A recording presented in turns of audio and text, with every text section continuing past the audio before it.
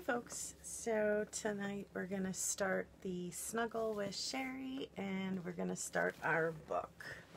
So this is short stories and the Vinyl Cafe notebooks. So the first story is called Driving the 401. My dear friend, I am on the road again, just a short trip to Montreal and back. We left home yesterday morning and drove along the 401 in an old tour bus that Blue Rodeo used last week in the Maritimes. Our tour manager, Dawn, set off from London at 8 in the morning and picked me up at 10 in a shopping mall parking lot by the highway. We picked up Bill, who is doing the sound at tonight's show, at a roadside hamburger joint in Port Hope. Dawn and Bill are in the back of the bus watching a video as I write. I am alone in the front. I have steel rail on the surround sound stereo cranked up loud. They are on the show again today. Are they? Sorry. I got a little lost. I jumped. They're on the show today. You would enjoy them, I think. I am listening to them singing about the highway right now. While I listen, I am watching the highway slip by and writing this note to you. So many times we have made this trip together, you and I. I remember the time the snow began almost the moment we left. It didn't look serious at first. It was blowing in fine wisps across the top of the pavement. I said, I bet that is the way sand blows across the desert at the start of the windstorm.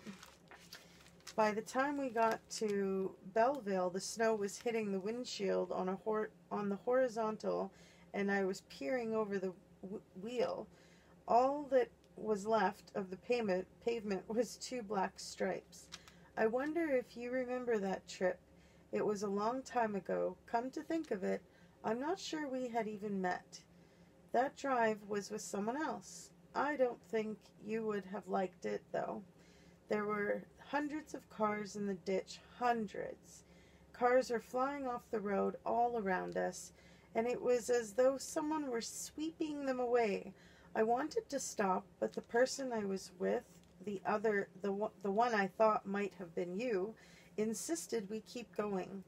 It took 13 hours to cover what will take us 5 hours to cover today, God willing.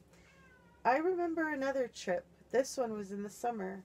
I still had the old Toyota. I didn't have air conditioning, and the gearbox, which was right between the 2 front seats, used to heat up the car like an oven. It was driving with my boys, who were still young at the time. We stopped every half hour for popsicles or pop, or I swear we would have passed out. Everyone says the 401 between Montreal and Toronto is the most boring stretch of highway in the country. I guess they are right, but it holds a lot of memories for me. That is for sure. I have driven it more times than I care to remember. I have stopped at the Big Apple for pie and the Iroquois to watch the ships. I don't think I said that right. I have driven, to watch the ships through the lock. I have driven in the morning and I have driven at night in search of love and away from love and back to love. I was born in Montreal, but these days I live in Toronto.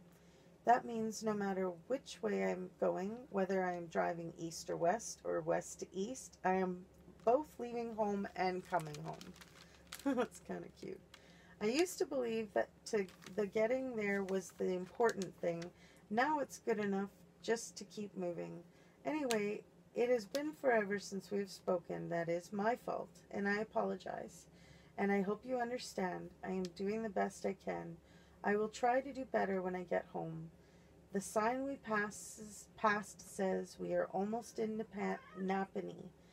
That means we are almost halfway home, no matter which way we are heading. And that is the end of our first story. I hope you folks like that, and we'll have another one possibly again tomorrow night. Thanks. Have a good night, folks.